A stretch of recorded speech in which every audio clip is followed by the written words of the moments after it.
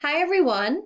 So now that we've seen why modeling fraction by fraction multiplication is going to get us a lesser or a smaller answer, we can jump into how do we actually do this on paper? So if we don't have the time or the space to draw out those array models, what would you actually do to multiply a fraction by a fraction? And it's actually exactly the same as multiplying a fraction by a whole number. So for example, let's say I had 2/3 times 3/5. Since I have both fractions, I can start right away with multiplying my numerators. So in 2/3 times 3/5, I'll multiply 2 times 3 to get me a numerator of 6. And then I multiply my denominators. 3 times 5 is 15, so that tells me that my fraction is 6/15. Finally, I just need to check and see if I can write my answer in simplest form. Remember, I always suggest asking yourself, can you divide the numerator and denominator both by 2, 3, or 5? Most of the time, you'll end up with one of those three as an option if you can put it in simplest form. You can also list out the factors that the two numbers have in common. So do 6 and 15 share any common factors? Well, the factors of 6 are 1, 2, 3, and 6, and the factors of 15 are 1, 3, 5, and 15. So since they both share a common factor of 3, I can put 6/15 in simplest form by dividing 6 and 15 each by 3. 6/15 is exactly the same as 2/5.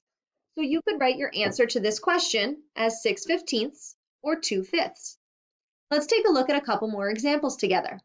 Okay, so again with fraction multiplication, we just have to multiply straight across the numerators and straight across the denominators. So in 3/8 times 3/5, that means I multiply 3 times 5, which is 15, and 8 times 8, which is 64. That's it, I'm done. I can leave that just as it is, or of course, I'll always check to see if I can place my answer in simplest form. 15/64 is already in simplest form. They don't share any common factors, so I can move on to my next example. Here I have 5/9 times 2/3, so 5 times 2 is 10. 9 times 3 is 27. Again, since 10 and 27 don't share any common factors, my answer is already in simplest form. I'm done. That's my product. Let's look at two more. 3/4 times 6/11. 3 times 6 I know is equal to 18, and 4 times 11 is equal to 44. Now in 18/44, both of my numbers are even. That means I can divide them both by 2. So if I divide 18 by 2, I get 9, and 44 divided by 2 is 22. So that means my answer to 3/4 times 6/11 could be 18/44, or we could write it in simplest form as 9/22. And finally, 6/7 times 3/5, 6 times 3 is 18. 7 times 5 is going to give me 35. I need to ask myself if I have any numbers in common. I know that my factors of 35 are 1, 5, 7, and 35.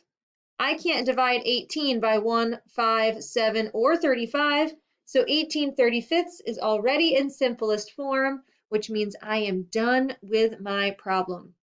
So when you're multiplying fractions, remember, multiply straight across the numerators, straight across the denominators, and check to see if you can put your answer in simplest form. If you already are in simplest form, you're done. If not, put it in simplest form, and then you're done. So that's all you need to do for fraction multiplication. Thanks for watching.